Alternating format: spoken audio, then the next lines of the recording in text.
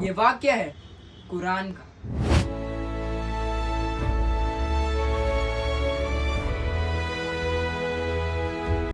یہ واقعہ ہے 1400 سال پہلے مکہ کا۔ لبیک اللہم لبیک۔ یہ واقعہ ہے ان امیر لوگوں کا جو ہمیشہ غریبوں کو طعنہ کستے اور پیٹھ پیچھے ان کی برائی کرتے۔ غریبوں کو کیا حق ہے ہمارے سامنے نظریں اٹھا کر چلنے کا؟ آخر ہم پیسے والے ہیں۔ یہ واقعہ ہے سورہ حمزہ کا۔ وَإِلٌ لِكُلِّ حُمَّزَةٍ لُمَزَةٍ۔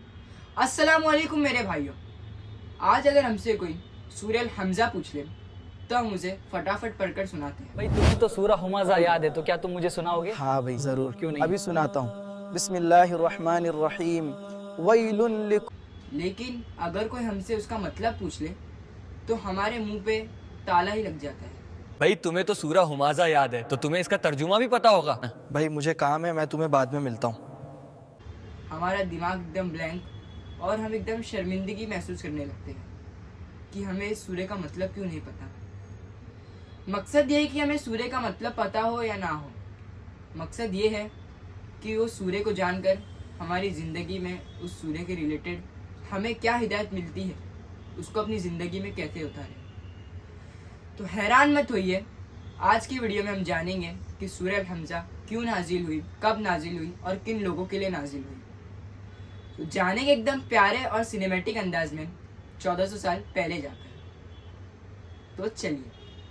وَإِلٌ لِكُلِّ حُمَّزَةٍ لُمَزَةٍ۔ یہ سورہ اس وقت نازل ہوئی جب ولید بن مغرم، عاص بن ویل اور ابی بن خلف جیسے سردار تھے جو ہمیشہ ہمارے رسول اللہ صلی اللہ علیہ وسلم پر اور ان کے غریب ساتھیوں پر طعنہ کستے اور ان کی پیٹھ پیچھے برائیاں کرتے اور ان کا مذاق اڑانے میں حد سے آگے بڑھ گئے تھے۔ کیا تم نے دیکھا ہے محمد اور اس کے غریب ساتھیوں کو؟ مجھے تو انہیں دیکھ کر ہنسی آتی ہے۔ دیوانہ محمد۔ حضرت ابن عباس رضی اللہ تعالیٰ عنہ فرماتے ہیں کہ یہ سورہ ابی بن خلف کے اوپر نازل ہوئی تھی کیونکہ یہ شخص ہمیشہ ہمارے نبی کو دیکھ کر طنز کستا اور ان کی برائیاں کرتا۔ یہ سارا دن عبادت کرتا رہتا ہے۔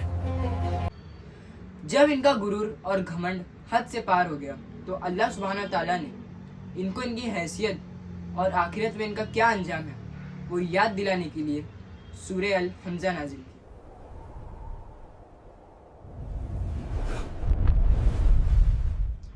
شروع کروں گا اس رب کے نام سے جو بڑا مہربان نہایت رحم کرنے والا ہے۔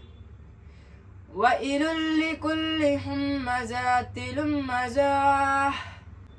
اس آیت کا یہ ترجمہ ہے کہ ہلاکت ہے اس شخص کے لیے جو عیب ٹٹولنے اور غیبت کرنے والا ہے۔ دیکھیے یہاں ویلو سے بات شروع ہو رہی ہے، اس کا مطلب صرف بدعا اور ہلاکت نہیں۔ مفسرین اور کچھ احادیث جیسے ترمذی 3164 میں اسے ایک جہنم کی وادی کا بتایا گیا، ایک ایسی وادی جہاں سخت عذاب ہوگا۔ اس کے بعد آتا ہے حمزہ۔ حمزہ کی معنی یہ ہے کہ سامنے بیٹھ کر عیب نکالنا، زبان سے طعنے کسنا اور ان کی برائیاں کرنا، جیسے کہ باڈی شیمنگ، کلر پر، کاسٹ پر اور غریبی امیری پر مذاق اڑانا۔ تو کون ہے؟ آخر تیری اوقات ہی کیا ہے کالی شکل کے؟ کبھی تو نے اپنے چہرے کو دیکھا ہے؟ تیرا چہرہ کتنا عجیب ہے۔ حمزہ کے ساتھ ایک اور ورڈ یوز ہوتا ہے لمزہ۔ لمزہ کے معنی یہ ہے جو پیٹھ پیچھے برائی کرتے ہیں، دوسرے شخص کی چگلی کسی اور شخص کو کرتے ہیں اس کی غیر حاضری میں۔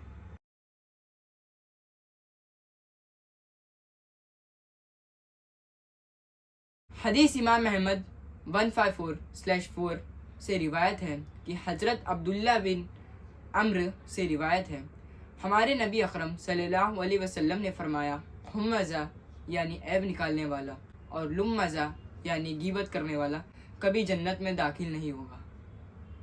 ابھی آتے ہیں اس سورے کی آیت نمبر 2 پہ۔ الذی جمع مالہ وعدد۔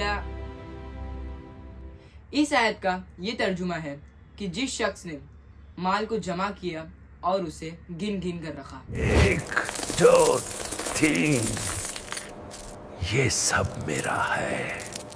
یہ دیکھیے اب اللہ تعالیٰ اس کام کو نشاندہی کر رہے ہیں جس کام کی وجہ سے اس شخص میں غرور آیا۔ جیسے کہ اس کے پاس زیادہ پیسہ تھے تو انہوں پیسوں کا اپنے اوپر غرور کرتا۔ یہ دیکھو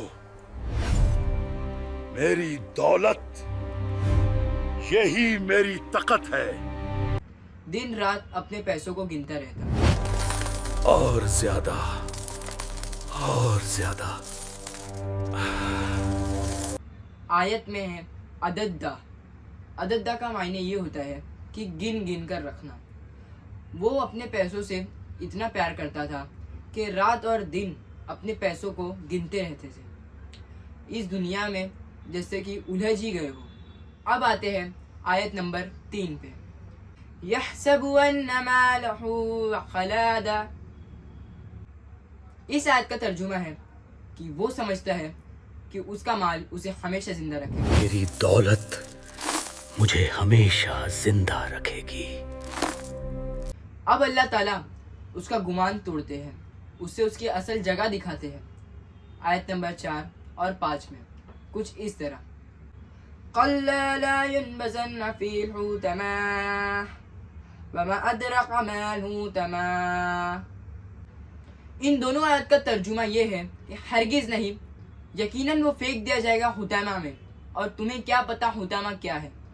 سو بیسیکلی اللہ تعالیٰ یہاں پہ ہم سے سوال بھی پوچھتے ہیں کہ تم کیا جانو حطامہ کیا ہے، اور ساتھ ہی ساتھ ان لوگوں کو بتاتے ہیں کہ آخرت میں ان کا کیا ٹھکانہ ہوگا، کہاں رہیں گے مرنے کے بعد وہ لوگ۔ تو یہاں پہ ہے حطامہ۔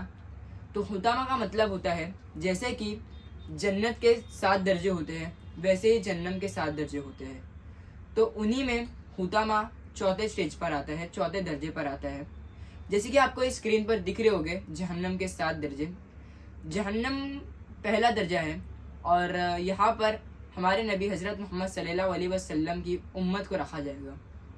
اور اگر میں آپ کو بتا دوں جہنم کے 4 سٹیج، تو پہلا ہے جہنم، دوسرا لظا، تیسرا سقر، چوتھا الحطمہ جیسے کہ ہم یہاں پر پڑھ رہے ہیں، اور 5واں جہیم، 6واں سعیر، اور 7واں اور سب سے آخر الحاویہ۔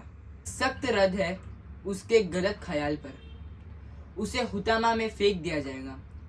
تو حطامہ جو لفظ ہے وہ حتم لفظ سے بنا ہوا ہے، یعنی جیسے کہ میں نے آپ کو بتایا 4تھا درجہ جہنم کا، تو اس کا اصل اور پورا معنی یہ ہے کہ پیس پیس کر ریزہ کر دینا۔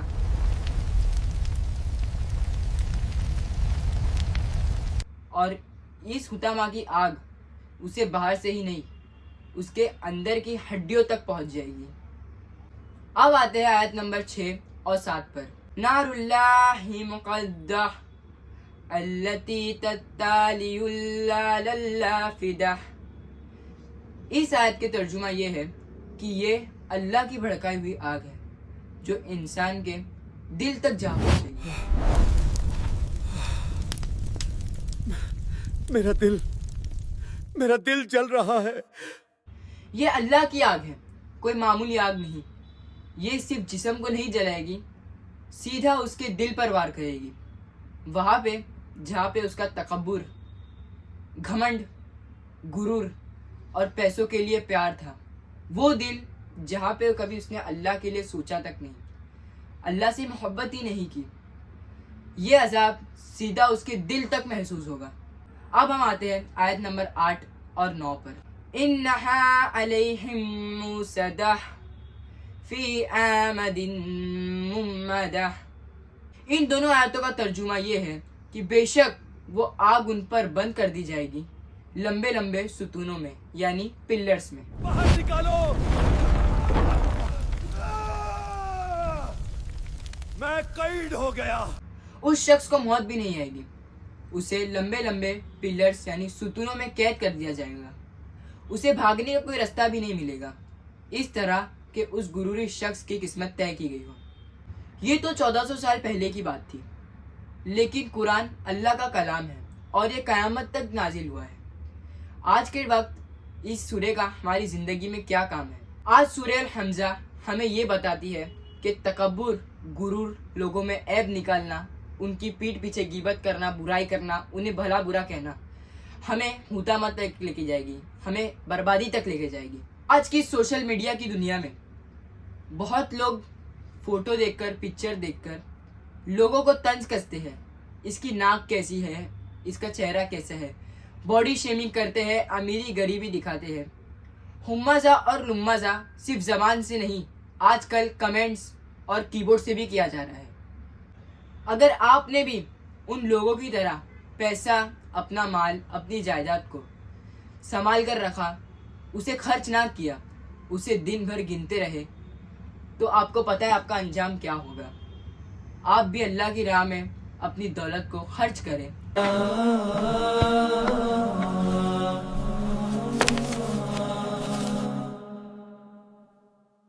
غریبوں کی مدد کریں Thank you kindly, sir. God bless.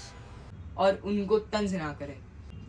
اگر اللہ تعالیٰ نے آپ کو مال دیا ہے تو اسے لوگوں کے سامنے شو آف نہ کریں، اسے گن گن کر چھپا کر نہ رکھیں، یعنی کہ اللہ کی راہ میں خرچ کریں، غریبوں کی مدد کیجیے، اور جتنا ہو سکے اپنے جسم پر، اپنی سواری پر، اپنی خوراک پر اسے خرچ کیجیے۔